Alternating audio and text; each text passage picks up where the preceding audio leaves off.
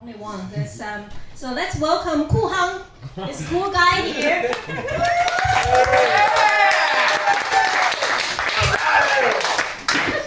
Howdy.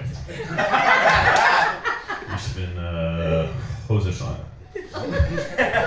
So got a little bit drunk the other day. Ian was like, "Hey, I got an open mic night." I was like, "I can talk." And then somebody asked me for a name, and at this point I was really drunk. So I was like, Hosenschlange. For those of you who don't know what Hosenschlange is, anybody know? You speak German here? Do you know what Lederhosen is? That's what's Lederhosen. Anybody? Lederhosen? Pants. That's those pants things on that the Germans wear. So Hose is pants, Schlange is snake. So I said my name was Snake Pants. Or Pants Snake. Trouser snake. Trouser Snake, yes. So a little bit drunk, volunteered for this. So this is my first time. So Daniel has the deep voice. This is actually like my natural voice. And I had a friend in high school I would talk to, and he had the same level voice. And what we realized is that we kind of had to talk like this to actually talk to other people. Because if we talked in our natural voices to each other, no one understood a word we said. So, Hosenschlange. I hope you remember that term because I'm going to use it. This is a story. It's I think my most absurd story in China. 10 years, and it's a bit long. I'm sorry. You're stuck here now. There's the door. No, I'm just kidding. These pants, yes, these shorts. Oh, I wear these to work. Get in trouble for it.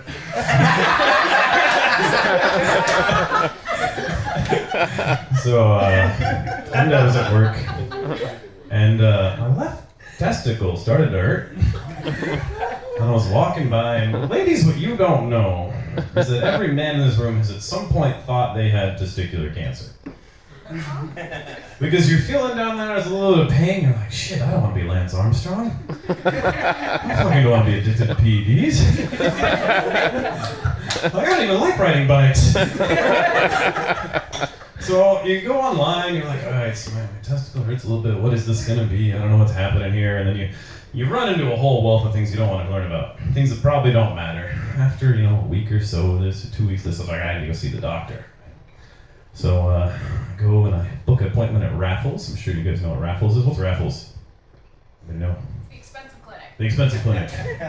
They speak English. It's actually good if you want to get diagnosed. The problem with the Chinese hospital, and we'll talk about this later, because I'm going to go into Chinese hospital detail on this. Alright, well, if you want to get diagnosed with a problem, you go to see a foreign doctor, because they'll sit there and talk to you for like half an hour, figure out what your problem is, and be like, alright, we're going to deal with this, So I go in, I make an appointment, but I didn't tell them what it was for.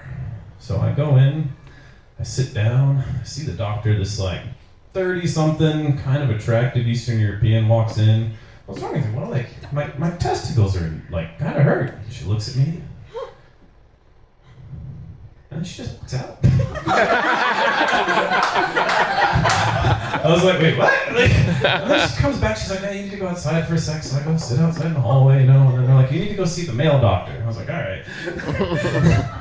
So I go in, and then finally, half hour later, I see the male doctor. He's like, alright, I need to see your Hosenschlange. He's German at this point, he drops her out. And I pull it down, showing off.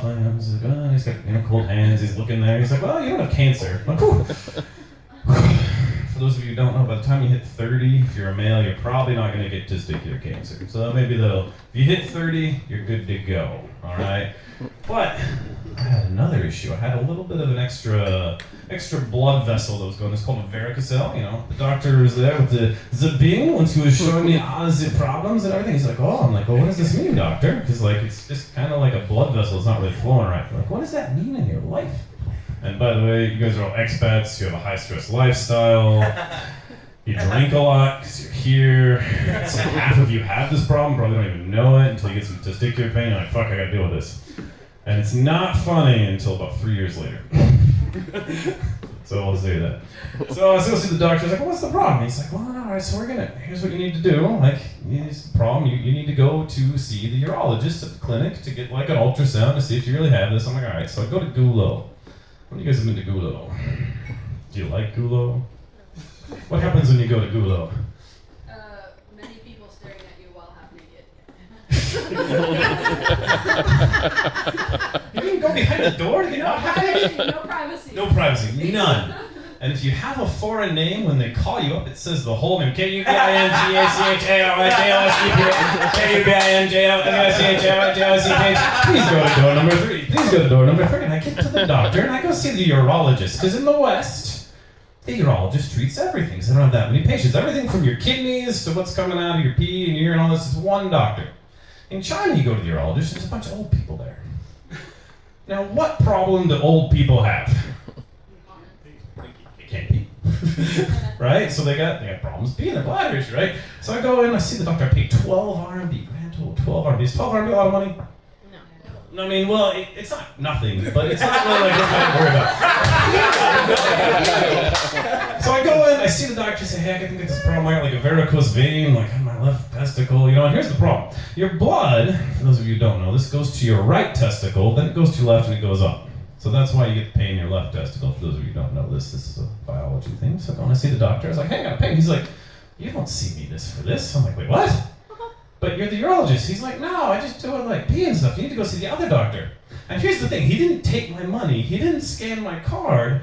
So I couldn't just forget about the 12 kwa and move on with my life. I had to go find an accountant that took me an hour to get the 12 RMB transferred to a different doctor. I was like, really? So then, oh man. So the other doctor is an andrologist, all right? If you need to see a kidney doctor that's a nephrologist, they're very technically in China because they see so many people that they can really specialize, all right? So if I go to the andrologist, who do you think I'm going to find at the andrologist station there? Like the patients. Oh, erectile difficulties? Well, actually, I don't know, maybe. All I know is there was like 100 young men that were sitting there looking like their life was miserable, and I was about to join them. So I go, I sit down, I sit kind of far away, because I'm like, oh, yeah, I got my book out, and then they call your name up, K-U-B-I-N-Z-A-C-H-A-R-Y-J-O-S-E-P-H, K-U-B-I-N-Z-A-C-H, everybody looks up, but not really here. Usually everybody looks at me, but here everybody's kind of like, oh, just dealing with their own issues. I go see the doctor, there's like 6 people in front of them, because they're all worried about their issues, I'll walk in to see the doctor, he kind of speaks English, but I speak Chinese, but there's some it's a weird back and forth, what language you're using, I don't know, and it was okay. And this dude's seen a lot of Hoserschlangen. This guy probably sees 30 Hoserschlangen an hour. It's a lot of dog. Brugger's ever done the math. And I see him, he's like, well, I don't really know what to tell you about your problem. I'm like, well, I don't really know if it's a problem, right? He's like, well, yeah, so you get an ultrasound, so then go upstairs, get an ultrasound, come back down, show him the pictures. And he's like, well, how do you test this? I was like, well, I don't know if there's a problem. So you gotta get like a sperm count check, basically. The only way you know if you have an issue is you go get the sperm count check. Now, do you think this was a fun experience? Yes! So he gives me the thing, I paid 250 kwai to come back like 3 days later, and then he doesn't really tell me anything about it. I see these weird videos online of machines that are like jerk-off machines, and you walk up and it sucks your sperm out of you, and I'm like, is that what I'm gonna get in a Chinese hospital? I have no idea. So I look online, it says all these things, and one of the things on there, it says, don't go to a hot tub. Now, why don't you go to the hot tub? I don't know. Anybody? It kills your sperm. Kills your sperm. They are outside of your body because they're supposed to be at a lower temperature. And about 20, 30 days prior to this, I was at a hot springs for 3 days. So at this point, I've already paid the money. I know what's going to happen when I go in. It was kind of a weird experience. There's this 25-year-old girl who literally just spends all day handing out a 10 milliliter vial, and then a cleaning sheet, and then a towel, and a little funnel. And there's all these men there with a number of amazingly hot women. That was the weirdest thing about this, was the number of hot women standing outside there with their husbands. They're like, man, this is a really weird experience. I don't want to do this again. But I knew I was going to have to do it again because I went to the friggin' hot tub. So I walk into the room. I thank God at this point that I have access to a VPN. Because I don't know what the Chinese guys are doing. I guess that's why the girls are there. So go in and do my thing, get my results. A couple days later, show him to the doctor. He's like, yeah. I'm like, yeah, but I thought to. He's like, really? I'm like, yeah. And he's like, all right, well, you need to come back in like 45 days. So, come back 45 days later, give the doctor the thing, and he tells me, like, all right, well, here's the thing, go up and do it again. And I was like, all right, but this time, things were a little bit different. What do you think was different this time? But I was more patient this time. I waited for like the guy to leave the room, and I walk in, and you know what I saw? Chinese government-made porn. The first room had the TV up. I couldn't believe it. It was a hardcore shit. They were going at it, that little speaker for your headphone. I was like, no way. Porn's legal in China. I couldn't believe it. I was like, oh my god, this is fucking great. So, do what I gotta do. Go tell the doctor. He's like, well, things are like, we get the results back a couple days. He's like, well, things are okay, but like, I was like, yeah, I know. And at this point, my balls are still kind of hurting. I'm wearing shorts to keep my balls cool and got like ice packs down there and stuff. By the way, heavy lifters, they ice their balls. Why do you think they ice their balls? Anybody? Hernia? No, actually, I think it increases their testosterone because it keeps your balls cool, so they're making more stuff. How you get ripped? Ice your balls. You get strong, ladies, gentlemen. Ice your balls. Oh, bring me a beer.